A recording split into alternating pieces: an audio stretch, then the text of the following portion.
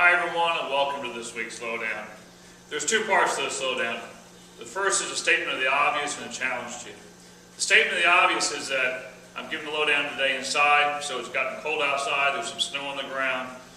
It looks like it may stay that way for a little bit. It looks like we might be inside for at least a week to 2 weeks, and who knows how much longer. So the challenge is this. There's a lot of members that come in and use our indoor practice facility on a routine basis. But there's a portion of our membership out there that I'm not even sure that knows we have it, and certainly has never used it, maybe because they just don't think hitting balls inside can be that beneficial to them.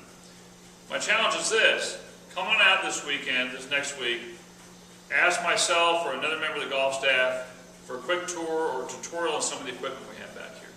Because I think you'll be surprised, and I think you'll be surprised at how beneficial this indoor practice facility can be. Some of the tools we have, the video equipment, the launch monitors, really can supply you with a great deal of information about your golf swing. And not only that, but a way and a format to practice that can help you get better. So if you want to make your game better, if you want to be ready for the spring, come in again and ask us for a tutorial, a tour, whatever you want to call it.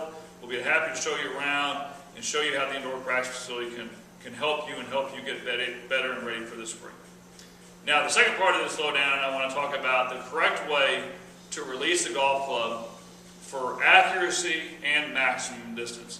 And really, I'm doing this as a way to kind of clear up some misunderstandings that I think some of my students have. Now, what I mean by that is I have a lot of people that want to hit the golf ball farther. I do too. Everyone wants to hit it farther. And a lot of times they'll talk about holding the lag, holding the angle, not casting. So what they mean by that, and they're correct in their understanding that as we swing down, if we can maintain the shaft being close to this form here and maintain this angle right here, that provides for some more speed of the club in the moment of impact, more whip, if you will. You know, a lot of people, when they don't hit the ball very far, tend to cast the golf club. Their arm and club are fully extended in a solid straight line before they reach impact, and therefore, when they hit it, they have the speed of like a long putting stroke.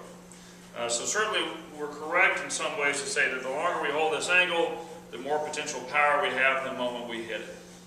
But I see a lot of people get themselves in swing mistakes and not be able to hit the ball very accurately at all when they attempt to do that.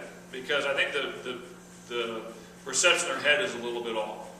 So when a lot of people attempt to do this, they think to themselves, okay, I'm going to take the butt end of this club and just ram it down towards the target.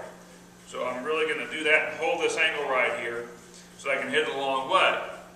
The problem with that is the obvious here, to me at least, that the face of the club is wide open.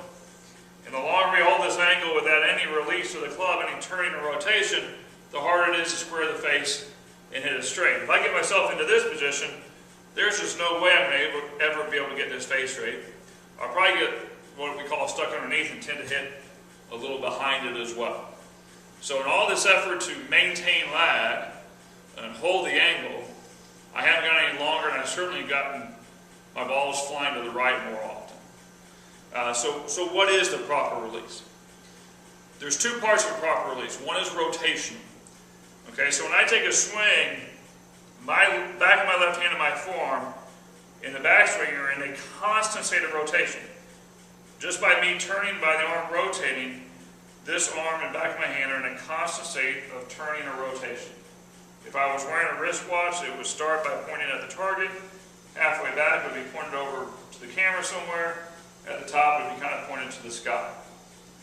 And on the way down, I don't want anyone to think they can just take this arm like this without re-rotating it and hit straight shots.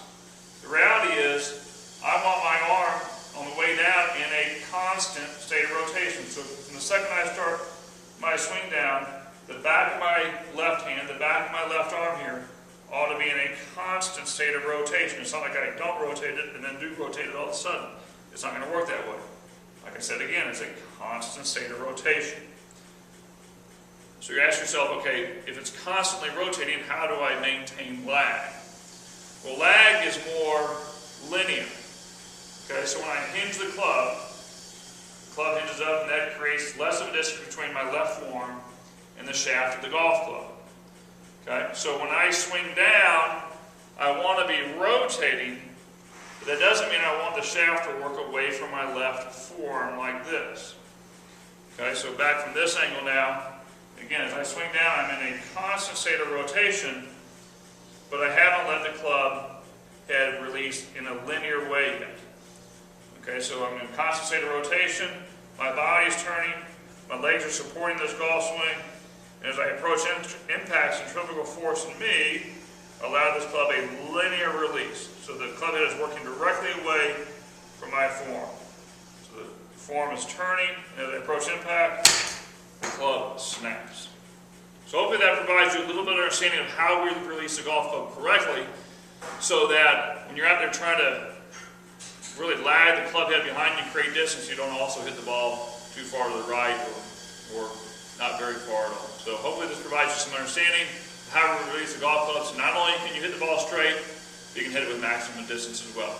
Thank you. We'll see you next week on the Lowdown.